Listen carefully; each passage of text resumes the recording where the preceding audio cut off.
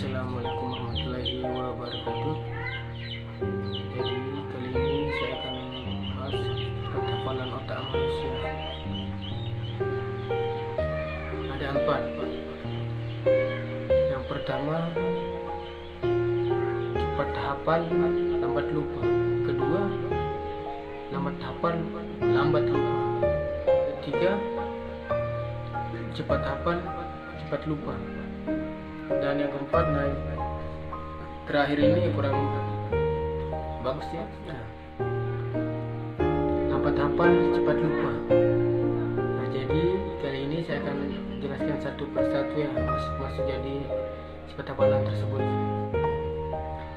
Jadi yang pertama tadi cepat hafal, lambat lupa. Nah, ini paling bagus.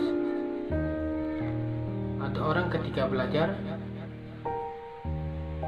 ketika memahami sesuatu cepat hafal, dalam arti cepat mengerti. Ketika belajar, ketika ditanyakan oleh guru-guru, sudah mengerti.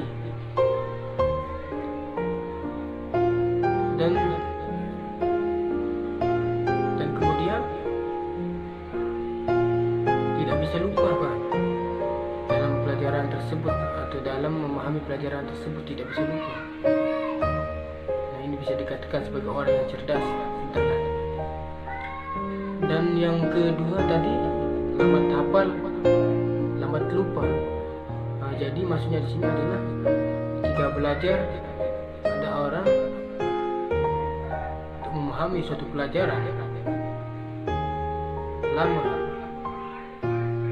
lama untuk menangkap pelajaran tersebut. Dijelaskan 2, 3, 4 kali masih belum ngerti. Nah, tetapi kalau sudah mengerti lambat lupa. Nah, jadi kalau sudah mengerti melekat juga di otak, lambat lupa. Nah, itulah sifat hafalan yang kedua. Tiga itu cepat hafal, cepat lupa. Nah, jadi di sini ketika ada seorang belajar, ketika memahami suatu pelajaran, cepat hafal, cepat mengerti ya. Ditanya oleh guru, cepat mengerti. Sehari 2 hari sudah lupa. Dan yang terakhir, yang 4, lambat hafal, cepat lupa. Nah, ketika belajar lama, 1-2 tahun masih belum mengerti. Nah, mungkin 2 tahun mengerti, dan 1 bulan atau 2 bulan sudah lupa. Nah, tapi di sini saya akan menjelaskannya.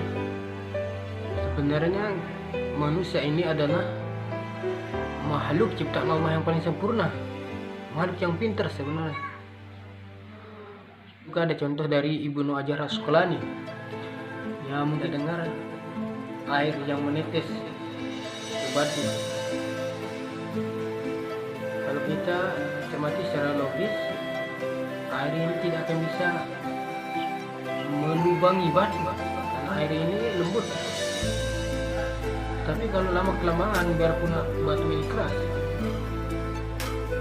akan berlubang juga. Nah, itu contoh dari Ibnu Hajar Asqalani.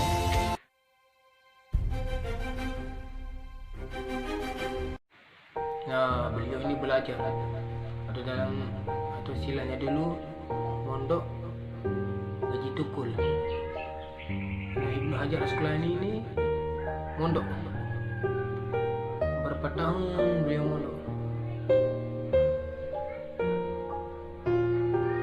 sampai puluhan tahun beliau mondok, tidak pernah bisa juga. Bahkan teman-teman sekelasnya sudah menjadi guru,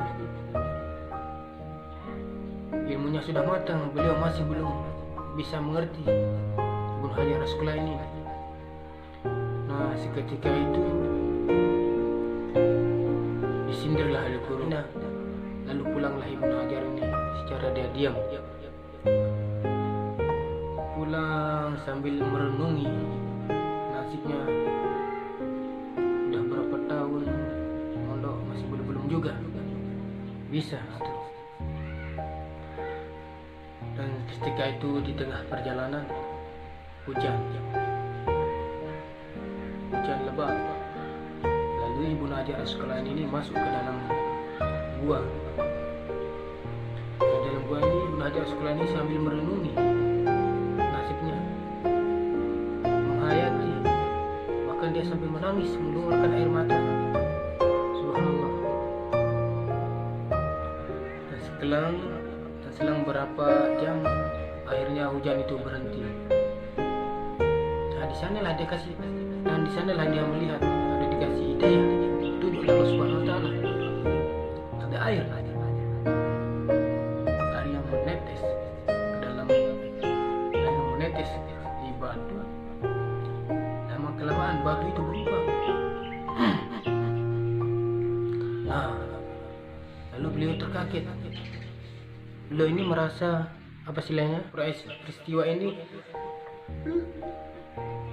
aneh. Nah, beliau pulang lagi ke pondok.